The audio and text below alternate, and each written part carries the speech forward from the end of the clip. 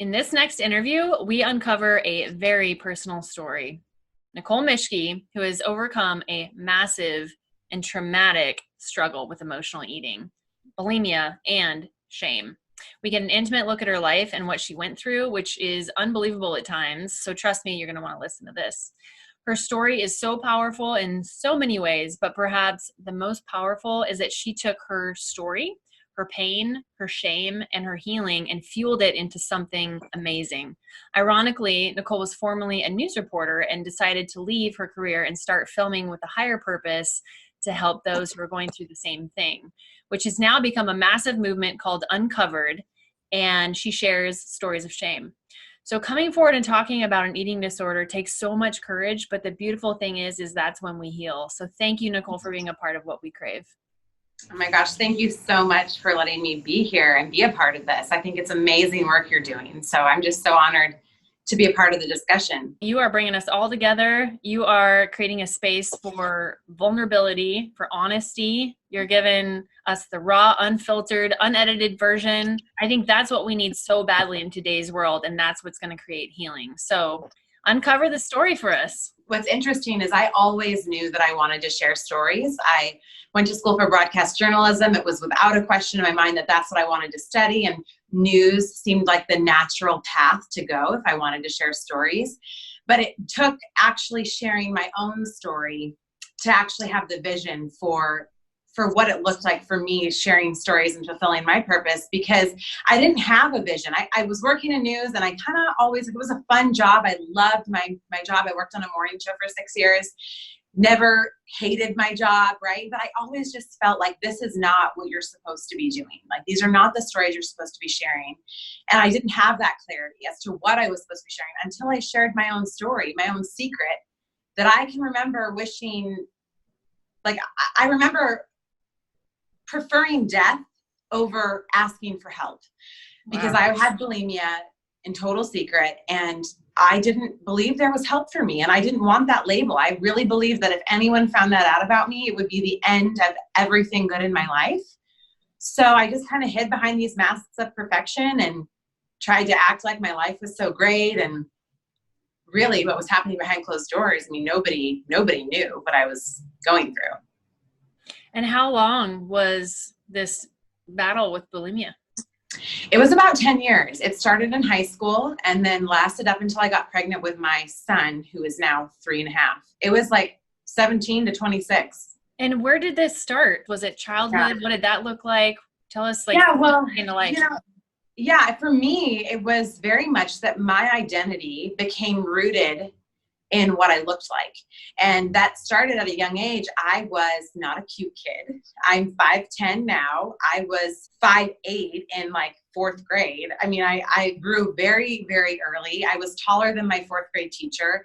In 3rd grade, I remember not fitting in the desk that 3rd graders sat in. So I had to have a 6th grade desk and this huge chair. And it was constantly like hearing people call me fat or the Jolly Green Giant or Goliath. And then once I got into high school and I kind of came into my own, and I was always athletic and always playing sports. But once I kind of started to, I guess, look more attractive, people started treating me different. And for the first time, boys were noticing me and not just making fun of me, but like wanted to date me. And that transition of going from like people treated me this way when I looked not attractive, and then kind of stepping into that and seeing that I was then treated differently, that solidified my value. And then I kind of became obsessed with like chasing that physical perfection, right? Because it felt good to be noticed and to have people say how beautiful I was. And so I kind of was on a very, very restrictive diet. I had gotten approached by some modeling agencies. One of them at the time was called Mode Models in Portland. And I remember they set up a meeting to see if, I would be a good fit. And I'm standing there in my underwear and they're measuring every part of my body. And they say to me, if you can lose just another inch in your waist and another inch in your hips, we'll sign you. And I left that day feeling 3 emotions, really. I felt honored that they would even ask me to be there, right? But then I also felt not good enough, left feeling still inadequate because I wasn't good enough to be signed.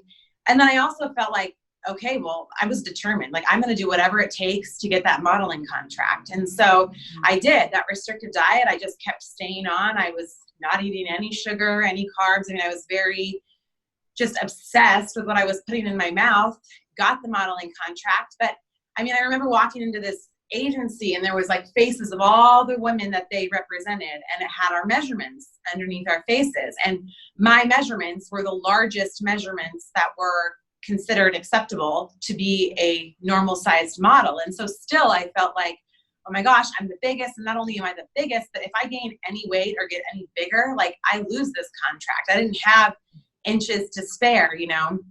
And so what I didn't realize at the time is that restrictive eating and dieting is a perfect recipe for a disaster and setting me down the path of having an eating disorder, because restriction usually always leads to binging. And that's what happened to me. I also remember once I was on this restrictive diet, I was getting comments from people about what I was eating, you know, kind of backhanded. Like my friends would go out to a restaurant and I had a friend say, oh, don't invite Nicole. She's just going to eat lettuce. And I just remember feeling like I want people to think I'm normal. Like I want people to stop commenting on what I'm eating and I want people to just accept me.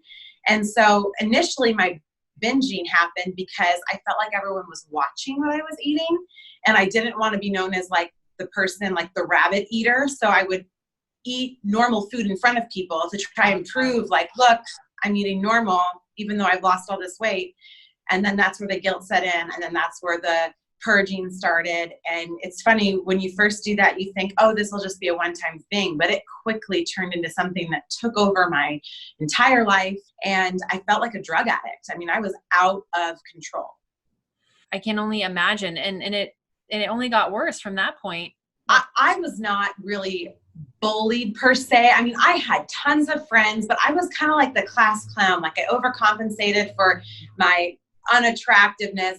Like that's how I saw it, right? By being the funny one, and I hung out with all the kids, but like I wasn't bullied to the extent that some people are. And so I'm grateful for that. But it was like little comments, like someone saying, oh God, Nicole's fat. I remember in third grade, my mom sending me to school for state testing day, and we had a snack break, and you were supposed to send your kids to school with a snack. And so she sent me with half of a tuna fish sandwich. And I remember her giving me this half a sandwich as I got out of the car, and she was like, this is tuna. It's going to be great brain food. You're going to do so well on your test. And snack time came, and I'm sitting there at my desk eating my half a sandwich, and a kid stands up and he literally just like points at me across the room. He's like, hey you guys, Nicole's eating a sandwich for a snack. That's why she's so fat. So it was comments like that, you know, where it wasn't necessarily like I was targeted every day, but I heard comments of people talking about how big I was. And so, yeah, it made me feel huge. One of my earliest memories is being at a friend's house. I was probably 4 or 5, and she had all these beautiful dresses. And I walked into her room and I was like, oh my gosh, like princess dresses. And I started to put one on, and her mom came in and ripped it off my head and said, what are you doing? You're going to stretch that out. And so from a very young age, I realized like I'm different, like I'm bigger than everybody else, and it's not a good thing. When I was going to say, when really you probably you just grew early. Like I grew late. I was actually, let me share this part, because I was actually a late bloomer, and all I wanted to do was grow up and become a girl and have boobs and curves, because boys didn't like a little girl that looked like a twig. And I got made fun of all the time for being way too skinny, pale, anorexic looking. Like I got the reverse, but in the same way. Like all I wanted to do was just gain weight and be normal. Right. How ironic is that? I mean, junior high, it's a crucial time for what's happening in your brain, for sure. I mean, I think that the world needs to realize, like, stop commenting on children's bodies, because they're children and they're not going to stay that way. And they need to be allowed to gain weight or be skinny or be a little bit larger. Like, it's not like, just stop commenting on that. But I wanted to kind of clarify, I guess, or talk about kind of those pain points from growing up. You know, in college, it got really, really bad. I was stealing food. I would raid, you know, I lived in a dorm with like 6 floors, and I would raid the kitchens on every floor, like in the middle of the night while people were sleeping, stealing food from broke college kids, because that's what happens when I think you are entrapped in any sort of addiction. I mean, you do things that you normally wouldn't do. I maxed out a $5,000 credit card. So my boyfriend at the time, husband now, wouldn't know what I was spending money on. I was binging and purging, I mean, over a dozen times a day. And it just, dozen times. Yeah, it was just crazy. I'm eating a whole thing of ice cream and then knowing my husband was going to be home and what would he think if he came back and saw that I needed to run to the store and replace it and dig out the ice cream on top so it looked exactly how it was before I had finished it. And I was so secretive. I mean, I was 100% set on not having anyone find out. So I would make excuses to leave, and I had memorized every single bathroom in town, right? The gas stations that have the private bathrooms or the Starbucks. And I knew where I could stop. I got to the point where I could literally just purge while I was driving in my car into a paper cup because my body was just doing it. And, you know, I hear people give caution when talking about things like this because details can sometimes be triggering for people. And I know some people are almost, there's like an envy that comes with like wishing you could be someone that could purge. And I just want to say, if you're feeling like you want that for yourself, like if you're feeling like that would solve your problems, first of all, it will destroy your life. It takes over. And I think what I'm so passionate about now is helping people understand that their life could be so much greater than themselves, that the purpose of your life is not to chase after physical perfection. Like that is not a life's purpose. And what a waste of a life. Like you literally get one shot at this life, one chance to live as the person you're supposed to be. And if you are caught in obsessing over food or body image, I know it can feel impossible to ever be anything different, but I'm here today totally healed. And I want you to know it is absolutely possible to go from feeling completely out of control, like there is absolutely no hope for you, and then to be where I am today, feeling completely in control of food and myself and loving myself, even though I've gained a lot more weight than when I was, thinner. So yeah.